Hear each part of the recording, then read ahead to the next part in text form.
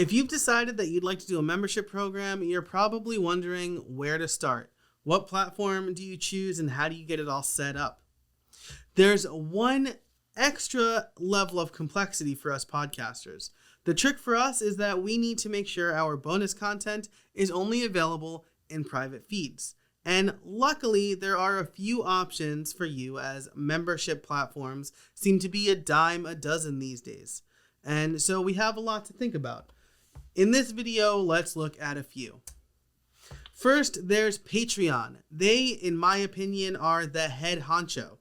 Their pricing structure is a little bit confusing because they have paid tiers, but they also take a cut of each pledge. So I never knew how much I was paying per member when I used it.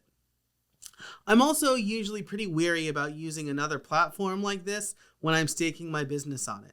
If Patreon ever decides that they're going to shut down or take their business and go home, take their ball and go home, then I have a bunch of members with no place to go. That said, it is very geared towards creators, and to be honest, I don't think Patreon is going to be going anywhere anytime soon. There are a lot of big names on it, and they do very well. I feel like they've really enabled creators to make a little bit of extra money doing what they love to do. Next up is Memberful, and they've really come out swinging when it comes to helping podcasters. Their private feed settings are really smart. I subscribe to a few podcasts using Memberful, and it works really well. It's pretty lightweight. And the biggest thing for me, though, is that their pricing scheme is a little off. They take 4.9% of transaction fees, even if you pay for it. So much like Patreon, they have a free level and a paid level. But they take 4.9% of transaction fees, even if you pay for it, which I don't think is the best, considering that it's 2% more than the standard credit card transaction fee. So if you stand up your own membership site, or you just do it through like Stripe or PayPal, you're going to be paying around 3%, and they are closer to 5%.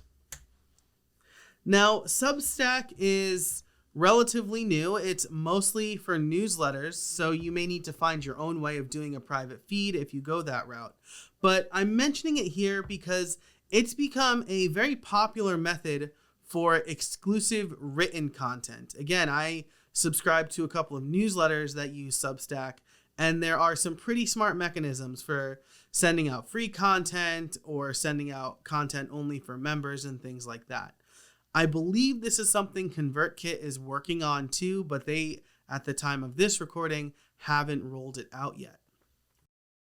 And of course, there's a WordPress plugin. This is my preferred method for doing memberships.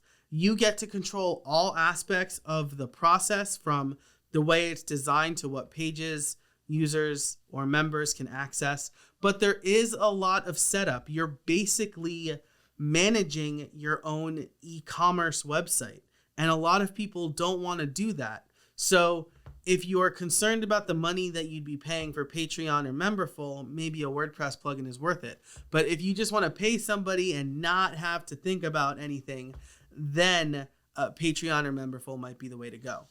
That said, there are a lot of popular plugins like Wishlist Member, Restrict Content Pro, and Paid Memberships Pro. Each allow restricting content, but Wishlist Member stands out for me because it even offers private members only feeds, which I think is, again, really smart. I tried this out recently and it worked okay.